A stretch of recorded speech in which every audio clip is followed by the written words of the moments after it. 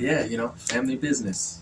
Family business here in the New Country 98.5 studios with Hunter Hadley. Now, the first thing that I want to talk about is the video you posted. Okay. I don't know if it was yesterday or this morning, but it was the video with Andy Dick. Oh yeah. Yeah, I want to talk about that. Yeah, he's a crazy guy. I'm a big fan of Eminem. Mm-hmm. So I heard this beat and I was just inspired and just really got on my Eminem crazy vibes, and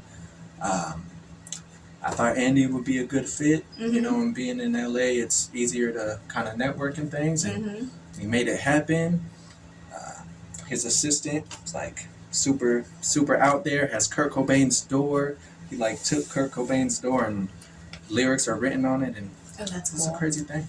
So Andy Dick was in was it your apartment? Was that what it was? It was his assistant's apartment. Is his assistant's apartment. Okay. So the interesting thing about that video was not just that Andy Dick was in there, but you had a critic on there that was kind of saying some things. So that was really brave to put that out there and show, what critics have to say. And when you saw that video the first time of him kind of giving his opinion, what did you think? Well, it's Michael Rappaport, so he has a big opinion, like a lot of people know him. So he spread that opinion all over. When I first saw it, I was like, man, we are not. My buddy's like a manager, Mm-hmm. and he wanted to put it out. I was like, no way, man. I was a fan of this guy, and then he critiqued me. So, but we put it out, and people seem to think it's entertaining. So. Mm-hmm. I found it entertaining. I woke up to that this morning. I don't know when you posted it. Did you post it last night? Last night. Yes, last night. And I had to watch it. I had to watch the whole thing, with his little introduction. Yep, he's crazy. So when you heard somebody that has such like a big opinion say that, did you ever get to a point where you were discouraged, or were you just like, no, I'm going to keep going? It doesn't affect me. Definitely not discouraged. Just, like, oh, that's his opinion. Mm-hmm. Cool. Just going to keep on going and, maybe make another song just like it. Yeah. Just better. Just better? Mm-hmm. So did Andy Dick approve the song? Did he like it? Yeah, we had to actually have him approve it, Twitter authorization and all types of stuff, but he loved it, and there's actually 30 minutes of his skit, and we just kind of pieced it all together. But yeah, he's all for the craziness. He's all for the craziness. Mm-hmm. And, Andy Dick's not a name that you really hear much anymore, so... Yeah, he's a legend, though. So he's a legend in so many different ways. Mm-hmm. So you've been doing rap for quite a while. You sent me a country song. You actually did a country song for me a while back, which we played on the Born and Bred show. So did you grow up mainly listening to rap? Well, my dad liked a lot of Pantera and some Hank Williams, Johnny Cash, and my mom was all about Eminem and Tech Nine, and so I grew up with both of that. I appreciate you playing it, by the way. It's very sweet of you.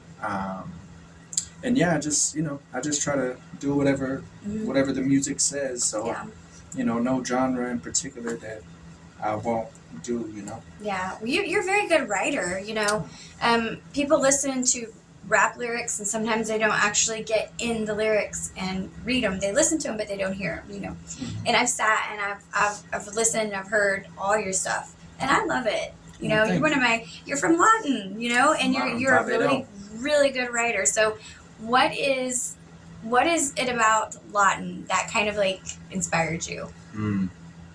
Well, you have a lot of humility. People are very humble here. Mm-hmm. People are really nice here. In other parts of the country, people are kind of just focused on making their money or clout or stuff like that, and Lawton's very humble in that way. But there's also the not so good side of Lawton, so it's a good balance, and yeah, I'm just grateful to be from the 580. So is LA kind of a more focus-driven place where people aren't as humble, maybe? There's definitely a lot of people who just want to just gain from people, and will fake a smile in a relationship just to try to gain. There's also a lot of genuine people there too, a lot of opportunities, but nothing like Oklahoma. Nothing like Oklahoma. Do you miss Oklahoma sometimes? No. I do. I do. You do? You know, it's my white skin got used to LA, but out here, you know, it's a little chilly. I got my beanie on. It is.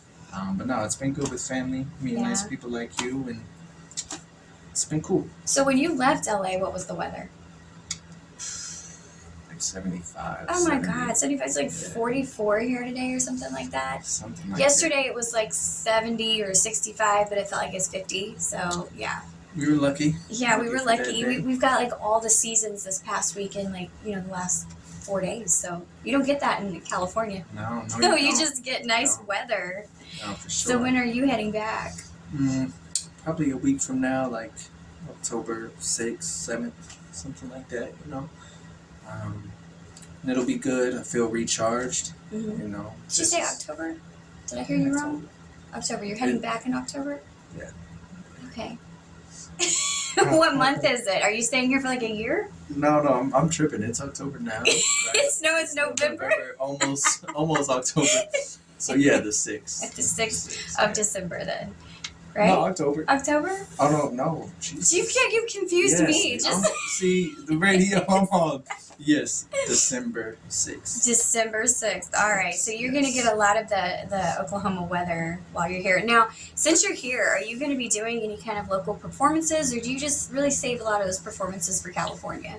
I don't want to say I save them for California, but you know, I didn't come out here to do anything musically, you know.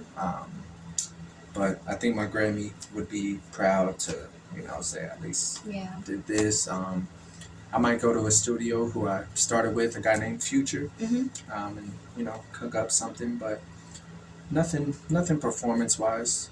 I'll go back to LA and get it started though. So what advice could you give to somebody that's kind of coming up in the music world, especially in the rap area? I would say to learn as much as possible from like the legends and learn who they looked up to too, and study that, and like really focus on getting your skills right, like you're rapping or singing, and then just come from emotion, do things that are true to you, and then when the skills and the emotion meet, then you just gotta meet, you know. When the skills and the emotion meet. I like that.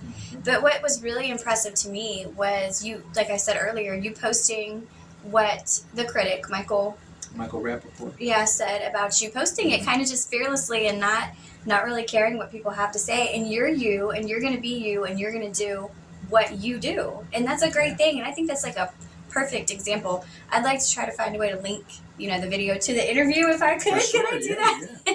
I'll send you the full video. Yeah, I would like that. That's the one that's got his critique, and then it's got Andy Dick in it, of course, right? All of it. Yeah. We'll do that. Okay. Shout out Andy Dick, Michael Rappaport. So for those of you out there listening and watching, you know, take a lesson from Hunter Hadley here. Don't listen to your critics. Go on, do what you're going to do, and do your best at it, of course. Definitely. It's that Oklahoma bitch, it's that red dirt. You don't like it, you might get your fucking head hurt. Just playing, we say howdy and say it proudly. Blaze loudly, kicking harder than my babe Rousey. Trying to have a baby by Black China. Get married in the safari by Safari and sign Tiger. I wrote this song. When I wrote the fucking song, it's where I was at. it's when I. It's. Get the fuck out of here! Get the fuck off the camera! Shut the fuck up! Get up! Fucking.